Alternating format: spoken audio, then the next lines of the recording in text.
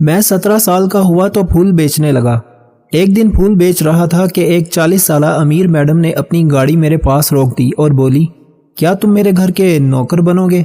میں خوشی خوشی مان گیا اور اس کے ساتھ گھر گیا تو اس نے مجھے ایک خوبصورت سا لباس پہننے کو دیا اور بولی، تم نے ڈیوٹی پر یہ لباس پہن کر آنا ہے۔ اگلے دن جب میں کام پر گیا تو مالکن مجھے دیکھ کر بولی کہ کچن سے مٹھائی کا ٹوکرا اٹھا کر لے آؤ۔ جب میں وہ ٹوکرا لے کر آیا تو مالکن کے ساتھ بیٹھے امیر اور معزز مرد میرے احترام میں اٹھ کر کھڑے ہو گئے۔ مجھے بڑی حیرت ہوئی کہ میں تو ملازم ہوں، پھر مجھے اتنی عزت کیوں دیتے ہیں۔ اگلے دن بھی مالکن نے کچن سے وہی مٹھائی کا ٹوکرا لانے کو کہا تو مجھے حیرت ہوئی کہ وہ جوں کا توں پڑا تھا۔ انہوں نے اس میں سے مہمانوں کو تو مٹھائی کھلائی ہی نہیں تھی۔ جب یوں ہی روز روز ہونے لگا تو مجھے مالکن پر شک ہوا۔ ایک دن نظر بچا کر میں نے جو ہی وہ ٹوکرا کھول کر دیکھا تو قدموں تلے سے زمین نکل گئی، کیونکہ اس میں تو میں حیران سا اپنے باپ کی میت کے پاس بیٹھا اپنی بہنوں اور والدہ کے سکنے کی آواز میں سنتا تو 2 آنسو میری آنکھ سے بھی ٹوٹ کر نکل جاتے تھے۔ تب کوئی ہمدرد میرے کندھے پر ہاتھ رکھ کر کہتا، نہ رمیز تو مت رو، تو نے تو اپنے باپ کی ذمہ داری نبھانی ہے ابھی۔ میرے دل میں یہ سوال سر اٹھا لیتا کہ کون سی ذمہ داری؟ وہی جو ابھی تک میرا باپ بھی ٹھیک طریقے سے نبھانے کے قابل نہیں ہوا تھا کہ موت نے اس کو آن لیا۔ کچھ گھنٹوں بعد میت کو قبرستان لے جانے کا شور اٹھا تو میری بہنیں پھوٹ پھوٹ کر رونے لگیں۔ میں اپنے والد کو قبر میں دفن کرنے کے بعد قبرستان ہی بیٹھ چکا تھا۔ عمر کم تھی میری اور بوجھ بہت زیادہ آن پڑا تھا مجھ پر۔ خیر مجھے صرف 3 دن ہی باپ کی موت کا دکھ منانے کا وقت ملا تھا۔ چوتھے دن مجھے اپنے باپ کی پھولوں کی ریڑھی پر جا کر کھڑا ہونا پڑا تھا۔ میری والدہ جگر کے کینسر میں مبتلا تھیں، ان کا علاج ہو رہا تھا جس پر پیسہ پانی کی طرح بہہ رہا تھا۔ پھر میری 2 جوان بہنیں بھی دہلیز پر بیٹھی ہوئی تھیں۔ امی نے مجھ سے کہہ دیا کہ رمیز، میرا علاج کروانے کی کوئی ضرورت نہیں ہے، تم پیسہ جوڑ کر اس قابل ہو جاؤ کہ تمہاری بہنوں کی شادی خوش اسلوبی سے ہو سکے۔ میں سارا دن پھولوں کی ریڑھی پر کھڑا رہا مگر میں صرف 300 کے پھول ہی فروخت کر پایا تھا۔ میں نے وہ پیسے لے جا کر والدہ کی مٹھی میں رکھ دیے تو وہ بولی، بیٹا ان پیسوں سے میں گھر میں کھانے کے لیے کچھ پکاؤں یا یہ پیسے جوڑ کر تمہاری بہنوں کی شادی کروں؟ میں چپ کر جاتا کیونکہ ان کے سوالات کے جوابات میرے پاس نہیں تھے۔ امی کو یقین تھا کہ ایک دن وہ سونے کے لیے لیٹیں گی تو اٹھ نہیں پائیں گی، بس اسی وجہ سے وہ چاہتی تھیں کہ اپنی زندگی میں ہی وہ اپنی بیٹیوں کے فرض سے سب قدوش ہو جائیں۔ وہ جانتی تھیں کہ ان کے بعد ان کے بچوں کا کوئی غم گسار نہیں ہوگا، کیونکہ ہمارے رشتہ دار تو ابو کی حیات میں ہی ہم سے ہاتھ کھینچ چکے تھے، تو پھر وہ ان دونوں کے گزر جانے کے بعد کہاں ہماری خبر گیری کرنے والے تھے۔ میں ہر روز پھولوں کی ریڑھی لگا کر کھڑا ہو جاتا اور ہر روز ہی مایوس گھر لوٹتا تھا۔ میں بس اتنے پیسے ہی کما پاتا تھا جن سے گھر کا چولہا چلتا رہے۔ امی کا علاج معالجہ بھی رک چکا تھا۔ ابو کے پرانے گاہک ان کی ریڑھی پر ایک لڑکے کو کھڑا دیکھ کر واپس مڑ جاتے تھے۔ میں بس ہر دم اٹھتے بیٹھتے اللہ تعالیٰ سے دعا کرتا رہتا کہ وہ میری مدد کرے۔ دنیا والوں کی جانب سے تو سبھی راستے بند ہو چکے تھے۔ ایک دن میں اپنی ریڑھی پر بڑا مایوس سا کھڑا تھا جب ایک بڑی سی گاڑی میری ریڑھی کے پاس آ کر رکی۔ میں نے اپنی پھولوں کی جانب بڑی حسرت سے دیکھا کہ کاش آج یہ سارے پھول بک جائیں۔ تب ہی گاڑی کا دروازہ کھول کر ایک امیر سی میڈم باہر نکلی اور بولی، اے لڑکے کیا نام ہے تمہارا؟ میں تھوک نگل کر بولا، رمیز نام ہے میرا۔ وہ بولی، دن بھر کا کتنا کما لیتے ہو؟ میں اداسی سے بولا، 300 یا 400۔ وہ عورت کچھ سوچ میں پڑ گئی اور بولی، میرے گھر ملازمت کرو گے؟ دن کا 3 سے 4 ہزار دوں گی۔ میں تو اس عورت کی بات سن کر ہی دنگ رہ گیا تھا۔ میں بولا، کیا کام کرنا ہوگا مجھے؟ میں تو پڑھا لکھا بھی نہیں ہوں، شاید آپ کا کام نہ سنبھال سکوں۔ تب وہ میڈم بولی، کام بہت آسان ہے، تم جلدی سیکھ جاؤ گے۔ میں چاہتی ہوں کہ میرے گھر صرف تم ہی ملازمت کرو، ورنہ میں تو جسے چاہے کام پر رکھ سکتی ہوں۔ میں جلدی سے بولا، جی میں آپ کے ساتھ کام کرنے پر رضامند ہوں۔ تب اس نے مجھے گاڑی میں بیٹھنے کا اشارہ کیا۔ میں نے اس عورت کو پہلے کبھی نہیں دیکھا تھا، اس لیے اس کے ساتھ جانے سے ہچکچا رہا تھا کہ نہ جانے وہ عورت سچ بھی کہہ رہی تھی یا نہیں۔ خیر میں نے سوچا اس کی بات ماننا ایک رسک ہے اور میں اپنے گھر والوں کے لیے یہ رسک لینے کے لیے تیار ہو گیا تھا۔ میں گاڑی میں بیٹھا تو وہ بولی، میرا نام نور ہے، تم مجھے نور ہی کہو گے۔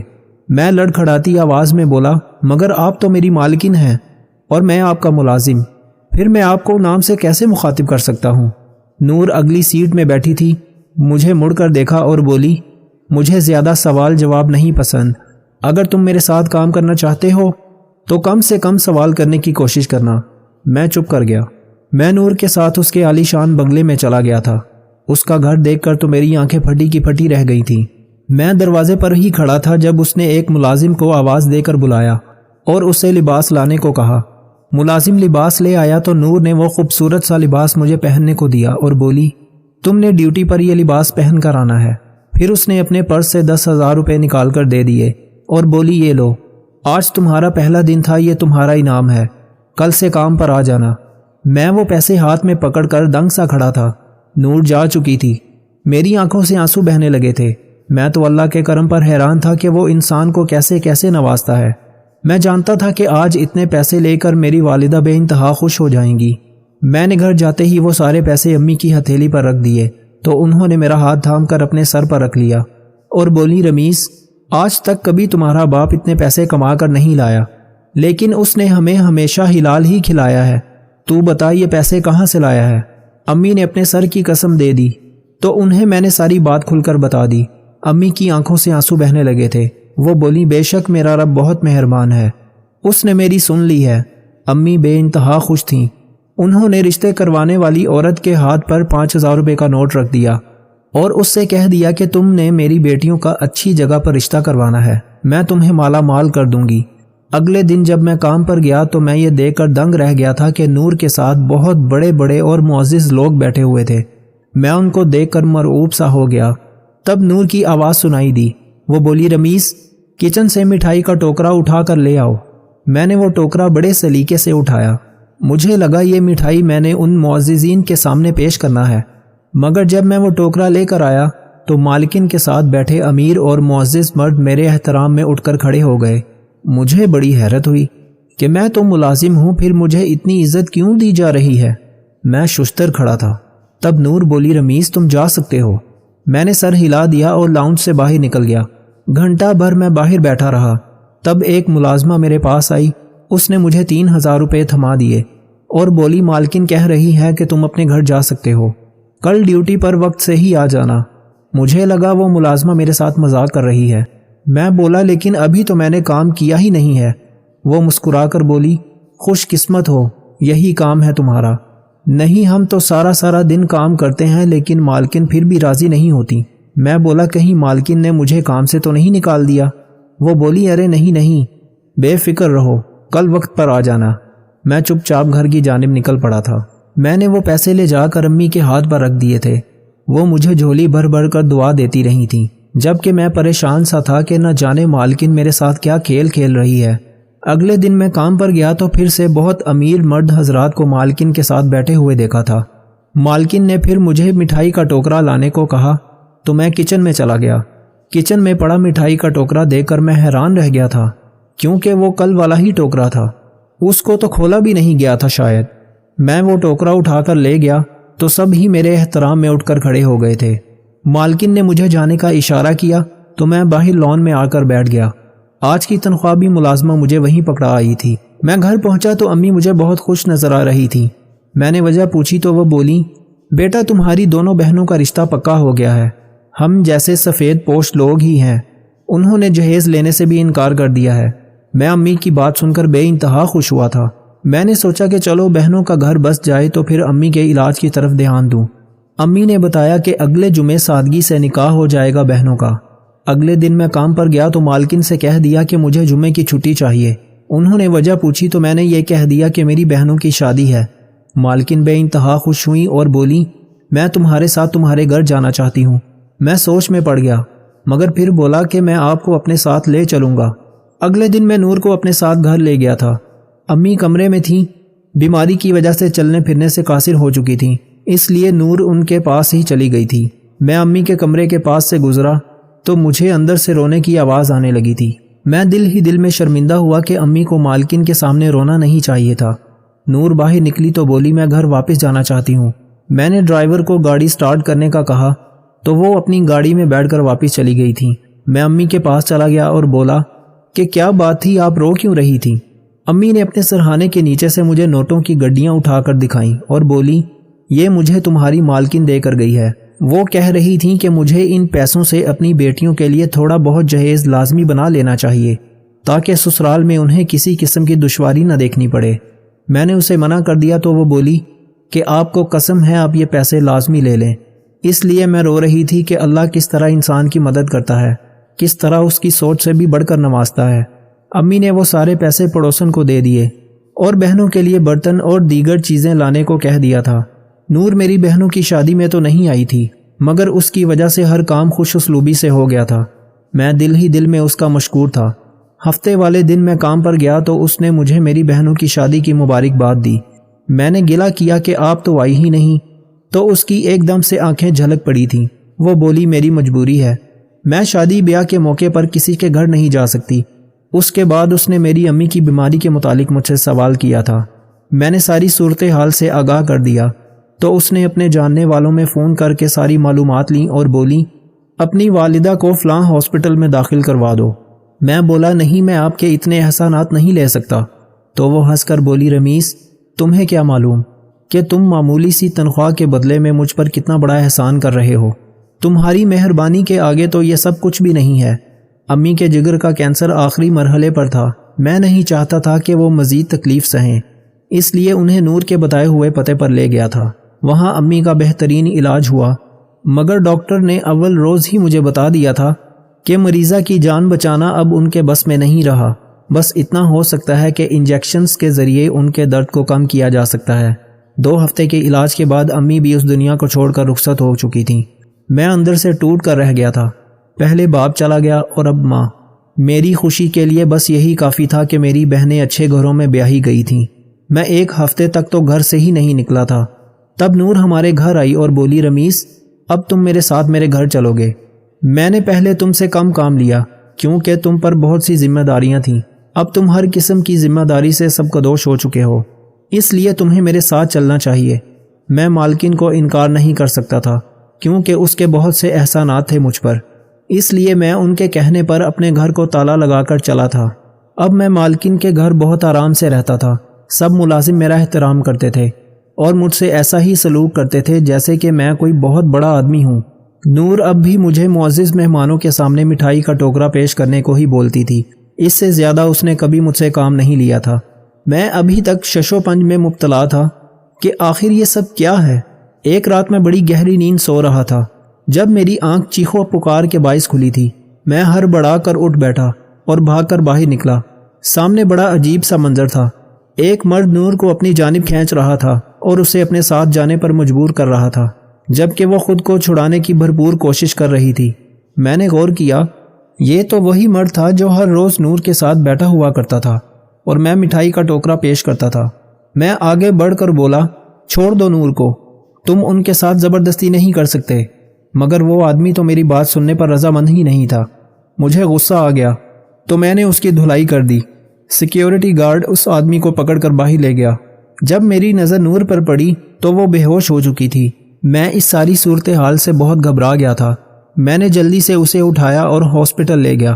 ہاسپٹل جا کر مجھے جس بات کا علم ہوا وہ مجھے اندر سے ہلا دینے کے لیے کافی تھی۔ ڈاکٹرز نے بتایا کہ نور کی دل کی رگیں سکڑ چکی ہیں اور وہ اپنی زندگی کے آخری ایام سے گزر رہی تھی۔ اس کا دل صرف 15% ہی کام کر رہا تھا۔ یہ سب میرے لیے بہت عجیب تھا۔ ایک دن بے ہوش رہنے کے بعد نور کو ہوش آ گیا تھا۔ میں اس کو دیکھنے کے لیے کمرے میں گیا تو وہ بہت اداس لگ رہی تھی۔ اس کا چہرہ بالکل زرد پڑ چکا تھا۔ میں بولا، نور یہ آدمی کون تھا؟ وہ مسکرا دی اور بولی، یہ جاننے کے لیے تمہیں میری پوری داستان سننا پڑے گی۔ میں بولا، میں تیار ہوں۔ نور بولی، میں اپنے گاؤں کے امام مسجد کی بیٹی تھی۔ میرے والدین بہت نیک تھے۔ اٹھتے بیٹھتے ان کی زبانوں پر اللہ کا ہی ورد ہوا کرتا تھا۔ ہمارے گھر میں ٹی وی پر پابندی تھی، جبکہ میری ساری سہیلیاں گانوں اور ڈراموں سے مستفید ہوتی تھیں۔ میرے دل میں خیال آتا کہ کاش میں بھی ٹی وی دیکھ سکوں۔ میں اپنی سہیلیوں کے گھر جا کر ٹی وی دیکھتی اور ہم سب مل کر گانے گاتی۔ میری آواز بہت اچھی تھی۔ ایک دن میں نے ٹی وی میں خبر دیکھی کہ ملک بھر میں سنگنگ کے مقابلے جاری ہیں۔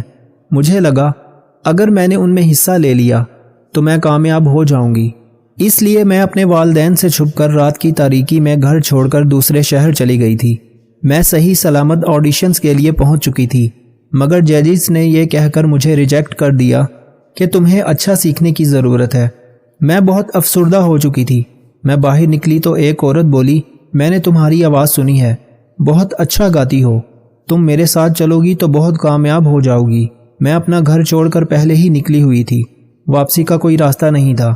ویسے بھی گھٹن زدہ ماحول میں واپس جانے کا میرا کوئی ارادہ نہیں تھا، اس لیے میں کچھ بھی سوچے سمجھے بغیر اس عورت کے ساتھ چل پڑی۔ اس وقت میری عمر بھی بہت کم تھی، اگر میں تب اتنی چھوٹی نہ ہوتی تو شاید یہ فیصلہ کبھی نہ لیتی۔ میں اس عورت کے ساتھ گئی تو مجھے پتہ چلا کہ وہ مجھے اپنے کوٹھے پر لے کر آئی ہے۔ وہاں مجھے استاد نے گائیکی کی تعلیم دی اور میں بہت اچھی گلوکارہ بن گئی۔ میری آواز کا دور دور تک چرچا ہونے لگا تھا۔ میں کامیابی کی سیڑھیاں چڑھنے لگی۔ تب مجھے ایک لڑکے کے ساتھ عشق ہو گیا تھا۔ میں نے اس عشق میں اس سے شادی کر لی اور کوٹھا چھوڑ دیا۔ شادی کے بعد مجھے پتہ چلا کہ میرا شوہر تو سفید پوش ہے، پھر اس کا اسلام کے ساتھ بھی بڑا لگاؤ تھا۔ مجھے یہ سب پسند نہیں تھا، میں غربت میں زندگی گزار نہیں سکتی تھی، اس لیے میں اس سے خلا لے کر میں واپس کوٹھے پر آ گئی۔ تب مجھے پتہ چلا کہ میں تو امید سے تھی۔ میں نے یہ بات بائی کو بتائی تو وہ بولی کہ یہ تو خوشی کی بات ہے، ہم لوگوں کی دولت بچے ہی ہوا کرتے ہیں۔ تب میرے بطن سے تم نے جنم لیا تھا، میں نے تمہیں پیدا کیا تھا، لیکن میں تمہاری ذمہ داری سے گھبرا گئی تھی، اس لیے میں نے تمہیں ایک پھول بیچنے والے کو دے دیا۔ ہمارے کوٹھے کے پاس بہت سے پھول والے ہوتے تھے، ہم ایک ہی پھول والے سے پھول خریدا کرتے تھے۔ اس کا نام شفیق تھا۔ شفیق کی 2 بیٹیاں تھیں، اسے بیٹے کا بہت شوق تھا، وہ اکثر ہم سے دعا کرنے کو کہتا تھا۔ ایک دن میں بولی، یہ میرا بیٹا تم لے لو۔ اس نے دوسری بات نہیں کی اور تمہیں اٹھا کر لے گیا، کیونکہ وہ اس بات کا گواہ تھا کہ تم میری جائز اولاد تھی۔ میں نے شفیق کی منت کی کہ تم اپنی ریڑھی یہاں سے لے جاؤ۔ شفیق نے اپنی ریڑھی بھی وہاں سے ہٹا لی۔ میں نے اپنی زندگی بہت عیش و عشرت میں گزاری، بہت پیسہ کمایا۔ میری جوں جوں عمر بڑی ہونے لگی تو آواز بھی ختم ہونے لگی، گاتے گاتے سانس بند ہو جاتا تھا۔ میں نے اپنی زندگی میں بہت کامیابی دیکھی تھی، اب کامیابی کی خواہش بھی نہیں رہی تھی۔ میں جان چکی تھی کہ ہر چیز کو زوال ہے، اس لیے میں نے کوٹھا چھوڑ دیا۔ اپنا چیک اپ کروایا تو پتہ چلا کہ میں دل کے عارضے میں مبتلا ہوں۔ میں نے اپنا بائی پاس کروا لیا، کچھ عرصہ ٹھیک رہی مگر آہستہ آہستہ دل ختم ہونے لگا۔ اب جو معززین تم دیکھتے ہو نا، ان میں سے تو کچھ وکیل ہیں اور کچھ میرے عاشق۔ ان لوگوں نے میری آواز پر اپنا بہت پیسہ لٹایا تھا، اب وہ اپنا پیسہ تنہا عورت سے وصول کرنا چاہتے ہیں۔ میں نے ایک دن تمہیں دیکھا تھا، تم پھول بیچ رہے تھے، تم بالکل اپنے باپ پر گئے ہو۔ مجھے لگا میرا شوہر کھڑا ہے، میں نے تمہارا پیچھا کیا تو پتہ چلا کہ تم تو پھول بیچنے والے شفیق کے بیٹے ہو۔ تب میں تمہیں پہچان گئی تھی، اس لیے میں نے تمہیں اپنے ہاں کام پر رکھ لیا۔ میں نے اپنی ساری جائیداد تمہارے نام پر کر دی ہے اور ان لوگوں کو بھی بتا دیا تھا کہ اب تم ہی میری جائیداد کے مالک ہو۔ مٹھائی کا ٹوکرا بھی میں تم سے اس لیے منگواتی تھی تاکہ انہیں زچ کر سکوں۔ میں ان سے کہتی تھی کہ میری جائیداد تو اب اس لڑکے کے نام پر منتقل ہو چکی ہے، تم لوگ اپنا منہ میٹھا کرو، ہو سکے تو مجھے معاف کر دینا رمیز۔ اتنا کہہ کر نور نے آنکھیں بند کر لی تھیں، وہ مر چکی تھی، میری سگی ماں مر چکی تھی۔ میں نے اس کی تدفین کی اور اس کی تمام جائیداد سے خیراتی ادارے بنا دیے اور ایک دل کے مریضوں کے لیے ہاسپٹل بھی بنا دیا تھا۔ میں اپنی ماں کی کمائی نہیں چاہتا تھا، اس لیے خالی دامن ہو گیا ہوں۔ اب میں اپنے باپ شفیق کے گھر واپس آ چکا ہوں۔ زندگی نے مجھے بہت کچھ سکھایا ہے، میں اب اپنے تجربے کے تحت کام کر کے اپنا روزگار کماؤں گا۔ مجھے امید ہے کہ اس بار میں ناکام نہیں رہوں گا۔ جن لوگوں کی وجہ سے تم بے سکون ہوتے ہو، وہ خود بھی تو ساری عمر سکون کو ترستے ہیں۔ کسی چیز کا فیصلہ لینے سے پہلے 1000 بار سوچو، مگر جب فیصلہ لے لو تو واپس نہ مڑو، چاہے لاکھ پریشانیاں کیوں نہ آئیں۔ لہجہ تلخ کبھی نہ اپناؤ۔ بزرگوں کا قول ہے کہ کلہاڑی بھول جاتی ہے مگر درخت یاد رہتا ہے۔ جب غصہ آئے صبر کر لو اور غلطی ہو جائے تھوڑا جھک جاؤ، زندگی آسان ہو جائے گی۔ تھکاوٹ ہو جانا، ہمت نہ رہنا، اس میں غلط کچھ بھی نہیں ہے۔ غلط یہ ہے کہ مایوس ہو جانا، کیونکہ مایوسی اللہ کو پسند نہیں ہے۔ جو یقین رکھتے ہیں ان کے لیے اللہ کی طرف سے دعاؤں کی قبولیت کے انعامات ہیں۔ کچھ غلطیاں ایسی ہوتی ہیں جو کبھی نہیں بخشی جاتی، اس لیے سوچ کر دل توڑا کرو۔ کسی کو بھی بے وقوف نہ سمجھنا، کیونکہ کچھ ایسے لوگ ہیں جو تمہارے سامنے بے وقوف بن کر تمہیں حقیقت کے اندر آزما رہے ہوتے ہیں۔ جس شخص کو یہ پسند ہے کہ اس کا رزق بڑھا دیا جائے اور اس کی عمر بڑھا دی جائے تو وہ ہمیشہ صلہ رحمی کرے۔ میرے رب کریم کا انداز بہت نرالا ہے، سب کچھ عطا کر کے کہتا ہے کوئی مانگنے والا؟ تمہاری سلامتی اسی میں ہے کہ اپنے منہ کو زیادہ بند ہی رکھو، کیونکہ جب تک مچھلی کا منہ بند ہے وہ کانٹے کی گرفت میں نہیں آتی۔ اپنی سمت کو اور سوچ کو ٹھیک رکھو، کامیابی تمہارے قدم چومے گی۔ دل کی تسلی کے لیے تو اتنا ہی کافی ہے کہ مالک نے کچھ اور ہی سوچا ہوگا۔ جو کم ظرف ہوتے ہیں وہ ظرف والوں کو ضرور آزماتے ہیں۔ دنیا کہتی ہے کہ آدمی امیر ہونا چاہیے، میں کہتا ہوں آدمی کا ضمیر ہونا چاہیے۔ کسی انسان کا دل دکھا کر تمہارے سجدے وغیرہ سب بیکار ہیں۔ تو نے سنا نہیں لفظ حقوق العباد؟ با کردار اور مضبوط لوگ شکایتیں نہیں، فیصلے کرتے ہیں۔ جن سے رشتے دل سے ہوں ان کے لیے ہاتھوں کو اٹھانا نہیں پڑتا، بلکہ ان کے لیے دل سے دعا نکلتی ہے۔ بے قدرے لوگوں کو زندگی سے نکالو اور قدر کرنے والے لوگوں کو دل میں جگہ دو، زندگی پرسکون ہو جائے گی۔ ایمان تو اصل یہ ہے کہ اپنے منہ کا نوالا کسی بھوکے انسان کے منہ میں ڈال دو، اس یقین سے کہ دینے والی ذات نے یہ نوالا اس کے نصیب کا میرے ہاتھ میں دیا تھا۔ جب روٹیاں 3 ہوں اور کھانے والے حضرات 4 ہوں، تب صرف ماں کی آواز آتی ہے کہ مجھے بھوک نہیں ہے۔ اکثر ہم پہلی مرتبہ غلط لوگوں کو پسند کر لیتے ہیں، مگر جب اچھے لوگ ہماری زندگی میں آتے ہیں تب ہم اعتبار کرنا چھوڑ چکے ہوتے ہیں۔ لڑکی جہیز کے اندر اچھی تربیت لے کر آئے اور لڑکا حق مہر میں عزت دے تو بہتر گھر وجود میں آئے گا انشاءاللہ۔ مسلمانوں کے نہ رکنے والے زوال کی وجہ یہی ہے کہ ہم نے آسانیاں تقسیم کرنے کی بجائے مشکلات کھڑی کرنے کا فن سیکھ لیا ہے۔ اچھائی کرنے کے لیے ضروری نہیں کہ کسی کے ساتھ اچھا کیا جائے، بلکہ یہ بھی اچھائی ہے کہ کسی کے ساتھ برا نہ کیا جائے۔ امیر آدمی وہ ہے جس کے دل کے اندر دوسروں کے لیے احساس موجود ہو۔ دنیا کو فتح کرنا ہے تو آواز اور لہجے میں نرمی پیدا کرو، کیونکہ لہجے کا اثر الفاظ سے زیادہ ہوتا ہے۔ جن میں ہمارے سامنے بات کرنے کی ہمت نہ ہو وہ ہمیشہ ہماری برائی ہمارے پیچھے ہی کرتے ہیں۔ کہا جاتا ہے کہ انسان اپنا پہلا پیار کبھی نہیں بھولتا، مگر پھر یہ لوگ کیوں اپنے والدین کو بھول جاتے ہیں؟ اگر چاہتے ہو گھر میں فقر و مفلسی اور غریبی نہ آئے تو گھر میں کسی خواتین کا نام فاطمہ رکھ دو۔ ان کی غلطی نہیں ہوتی جو ہماری امیدوں پر پورا نہیں اترتے، بلکہ ہماری ہوتی ہے جو ہم ہر کسی سے امید باندھ لیتے ہیں۔ انسان کے لہجے سے پتہ چل جاتا ہے کہ تمہاری ان کے لیے کتنی اہمیت ہے۔ پتھر سے کسی نے بولا آؤ اور انسان بن جاؤ، پتھر بولا ابھی ہمارے اندر اتنی سختی پیدا نہیں ہوئی۔ کچھ لوگ چھوڑ جاتے ہیں، کچھ جانے والے ہیں اور کچھ کل کو چلے جائیں گے، بس یہی زندگی کی حقیقت ہے۔ مرض جب گھیر لے، جب تک تمہاری ہمت ساتھ دے چلتے پھرتے رہا کرو۔ غلطیاں بے شک کریں مگر کسی کے ساتھ غلط مت کریں۔